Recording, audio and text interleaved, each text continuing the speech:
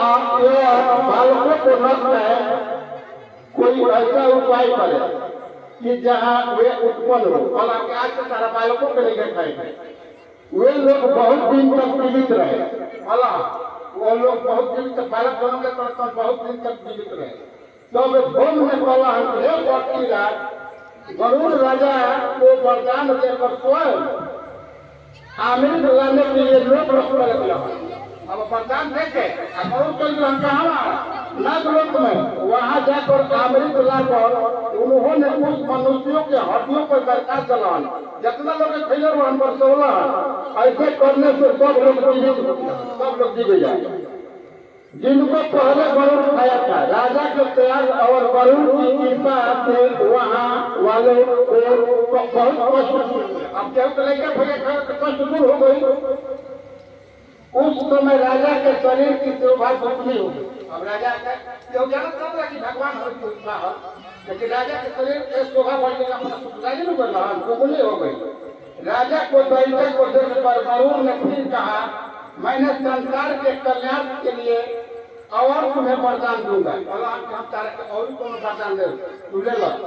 आज ही अश्विनी कृष्ण पक्ष सप्तमी के राही बोला वरदान देता नहीं क्या वरदान देता माने कुआर मास के अश्विनी मास पा जाए। कुआर में कृष्ण सप्तमी के राही शुभ अश्विनी तिथि दिन आज जो तुमसे यह राजा जी ने जान दिया बोला आज अश्विनी जो शुक्र वाले लोग आज ही के दिन राजा को जीवन दान दिला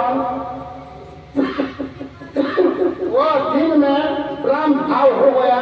वो जो मुक्ति भेद नामों से विख्यात है द्वितीया अश्विनी पत्नी में ना भोगे चाहिए। अश्विनी जमुना दिन के पड़े उन्हें दिन से भोगे के चाहिए।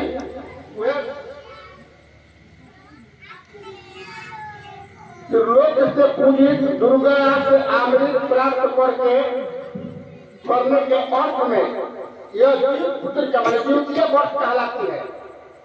यह द्वितीय जो वरदान से यह द्वितीय वर्ष कहलाएगी।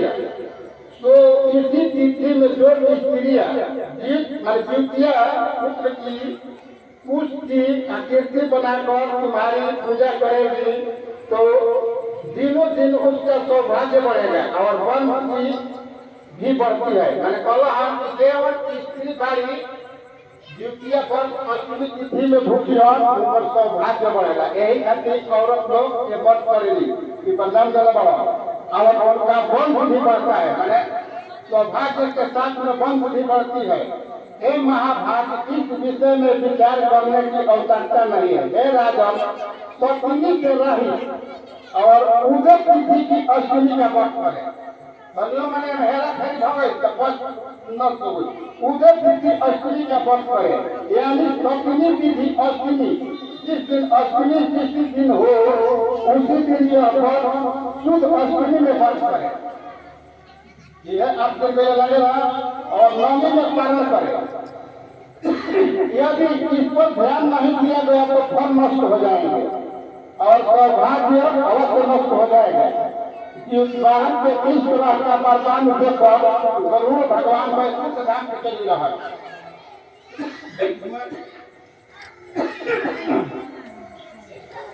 वैकुंठ धाम को चले गए और राजा ने अपनी पत्नी के साथ अपने नगर में वापस आ गया चले गए।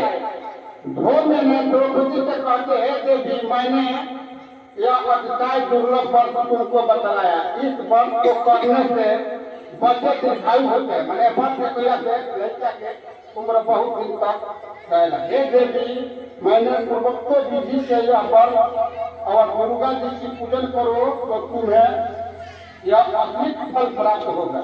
मुनिराज धूम के बाद सुनकर द्रौपदी का हृदय में एक प्रकार कौतूहल उत्पन्न हो गया। तब यह द्रौपदी जो रानी रही है उनको मन में हो गई है और पूर्ववासिनी स्त्रियों को बुलाकर उनके साथ उत्तम वर्ष द्रौपदी भी एक वर्ष से पहले गौतम ने कहा यह इसके प्रभाव से अब कोई समय है जो द्रौपदी ये वर्ष में खड़े कर लिया कई सभा को टोटने बन गया। वही समय में एक चीज सुन ले लिया एक चीज सुन ले लिया सुन लो चील ने सुन लिया और अपनी पति प्यारी को बतलाया। इसके एक पीपल वृक्ष के शाखा पर बैठकर उन चील ने इस वृक्ष के खोते पर बैठकर और प्यारी ने बच गई। प्यारी शाखा पर बैठ के वृक्ष के खोते में बैठ के कही प्यारी ने भी बच किया। फिर वो चील ने उस उत्तम ब्राह्मण के मुख से कथा सुन लिया।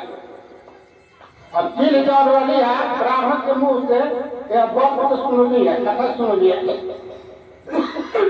और पीपल के खोते पर बैठी हुई और पीपल के